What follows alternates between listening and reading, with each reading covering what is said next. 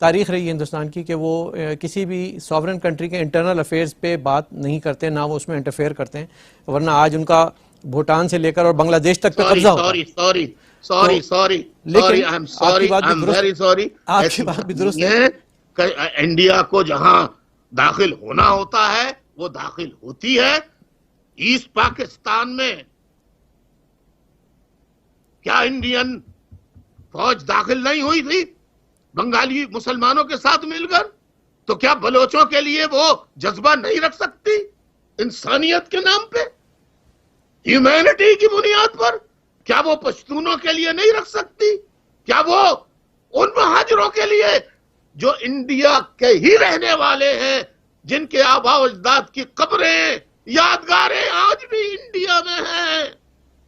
خدا کے لیے انڈیا میں رہنے والے مسلمانوں، تمہیں نہیں پتا تمہارے رشتہ دار جو ہجرت کر کے پاکستان میں مہاجر گئے، ان کا چوتھے پانچویں درجے کے شہری سے بدتر سلوک ہے، ان کا جینا محال ہے، ان کا متفقہ قائد 30 سال سے لندن میں جلا وطن ہے۔ اے مسلمانوں، ہندوستان کے، بھارت کے مسلمانوں، اٹھو، اپنے رشتہ داروں کے لیے آواز اٹھاؤ۔ بلکہ یہ ہندوؤں کا، سکھوں کا فرض ہے کہ وہ مہاجروں کے لیے آواز اٹھائیں، کیونکہ کل تک ہمارے آباء و اجداد پیار سے، محبت سے رہتے تھے۔ یہ تو انگریز سرکار تھی جس نے بٹوارے کے لیے کیا کیا؟ جھگڑا کرایا، ڈیوائیڈ اینڈ رول۔ مندر کے سامنے سور کاٹ کے ڈال دیا، مسجد کے سامنے سور کاٹ کے ڈال دیا دروازے پر، اور مندر کے دروازے پر گائے کاٹ کے ڈال دی۔ صبح ہوئی فساد شروع، اور فساد کرانے والے گھر پہ بیٹھے ہیں۔ یہی پاکستان میں ISI کرتی ہے، بلوچ مہاجر، سندھی مہاجر، پٹھان مہاجر، سارے فسادات جتنے پاکستان میں ہوئے ہیں، کوئی کسی سے لڑنا نہیں چاہتا، کوئی قوم، سارے فسادات پاکستان کی فوج نے، ISI نے کرائے ہیں۔ آپ آرٹیکل 370 دھارا جو ہے ہندوستان نے اپنے کانسٹیٹیوشن میں امینڈمنٹ کی ہے الطاف بھائی، اس سے کیا کشمیر میں کیا فرق پڑ گیا؟ آپ اس کو کیسا دیکھتے ہیں؟ انڈین یونین کا اب کشمیر حصہ ہے۔ جی، آپ یہ دیکھیے، کشمیر انڈین یونین کا حصہ ہے، اور یہ کیا کہتے تھے؟ پاکستان کی فوج، جماعت اسلامی، مذہبی جماعتیں، جہادی آؤٹ فٹس، تمام سیاسی، افسوس کی بات ہے سیاسی جماعتیں بھی جھوٹ سے کام لیتی تھیں، وہ بھی کشمیر کے نعرے لگا کر خوب کماتی تھیں، خوب کھاتی تھیں، اربوں روپے نہیں کھربوں روپے انہوں نے کشمیر کے نام پہ کمایا۔ اب جب انڈیا نے ملا لیا تو پہلے تو کہتے تھے انڈیا نے کشمیر پر غلط آنکھ ڈالی تو ہم آنکھ نکال لیں گے، ہم اٹامک طاقت ہے، ہم میزائل ہیں ہمارے پاس۔ اب وہ میزائل کہاں گئے؟ ایٹم بم کہاں گیا؟ وہ بڑھتے ہوئے قدم، ہم تمہارے ساتھ ہیں کشمیریوں، ہم تمہارے ساتھ کھڑے ہیں، مگر کھڑے تو ہیں نا، کھڑے تو ہیں سینکڑوں میل دور رہ کر۔ نہیں وہ کھڑے ہیں، ابھی جمعے کو بھی کھڑے ہیں، کل جمعے کو آدھا گھنٹہ کھڑے ہوں گے وہ۔ 100 miles away from Kashmir they are standing۔ Pakistan کی فوج کی تاریخ ہے، نہتے بلوچوں پہ حملہ آور ہوئے، نہتے قبائلیوں پر ٹرائبل ایریاز میں پشتونوں کا قتل کیا، نہتے مہاجروں کا قتل کیا، ہزار والوں کا قتل کیا، بلتستانیوں کا قتل کیا، شیعوں کا قتل کیا، مائنورٹیز، ہندو، کرسچنز، احمدیز، ان کا قتل عام کیا انہوں نے۔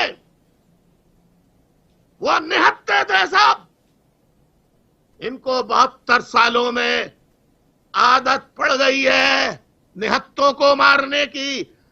71 کی جنگ، 65 کی جنگ ہارے، 47 48 کی جنگ ہارے، کارگل، سیاچین، سرکریک، ساری جنگیں ہارے، حتیٰ کہ 71 میں جب انڈین فوجیں داخل ہوئیں تو بغیر لڑے ہوئے ہتھیار ڈال دیے. نہتے یہ علاقہ ہے صومالیہ میں یہ داخل ہو جائیں, اردن میں یہ داخل ہو جائیں. آج بھی سعودی عرب میں انتہائی افسوس کی بات ہے اور لعنت ہے پاکستانی پولیٹیشنز کے اوپر, بے غیرتوں پر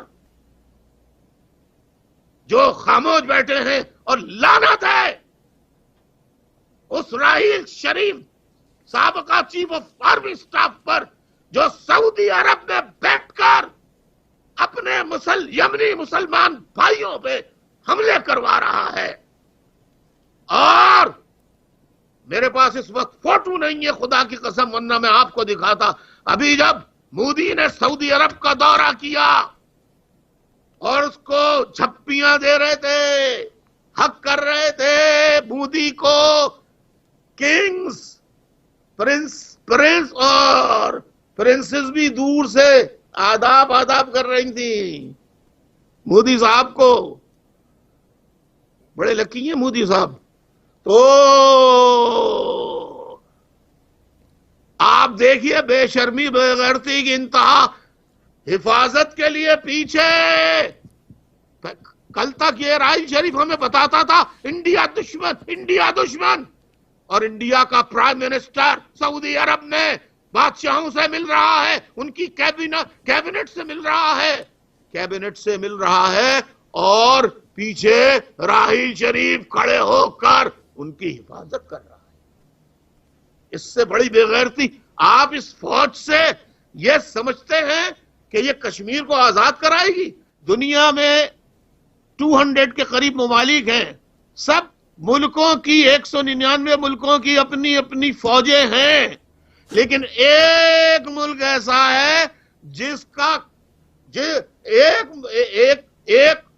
فوج ایسی ہے جس کا ملک ہے, ملک کی اپنی کوئی فوج نہیں ہے. بالکل وہ ہے پاکستان. تو اسی اتنی بڑی جب وہ فوج ہے جس کا اپنا ایک پورا ملک بھی ہے, ادارے تو دور کی بات, اب کیا وہ ایک آنے والے 1-2 مہینے میں اکتوبر نومبر میں ایک یدھ کی تیاری کر رہے ہیں اور اس میں کامیابی کے کیا امکانات آپ دیکھتے ہیں؟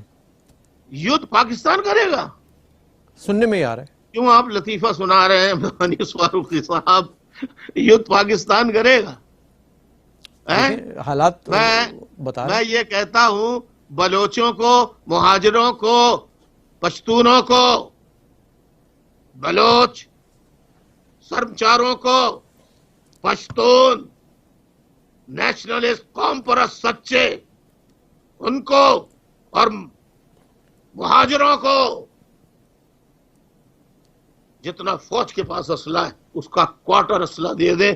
ہم 3 مل کر اگر فوج کو شکست نہ دے دیں تو جو چور کی سزا وہ میری سزا.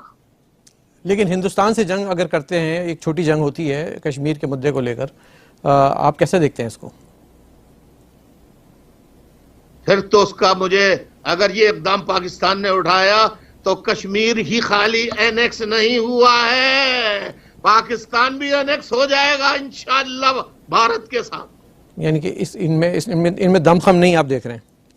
آپ بھائی ابھی آپ کو بتایا بزنس مین کبھی لڑ سکتا ہے؟ کسی انڈسٹریلسٹ کو آپ نے لڑتے ہوئے دیکھا کسی محاذ پہ؟ اس کا معاملہ ہے مال کمانا, جنگ لڑنا نہیں ہے.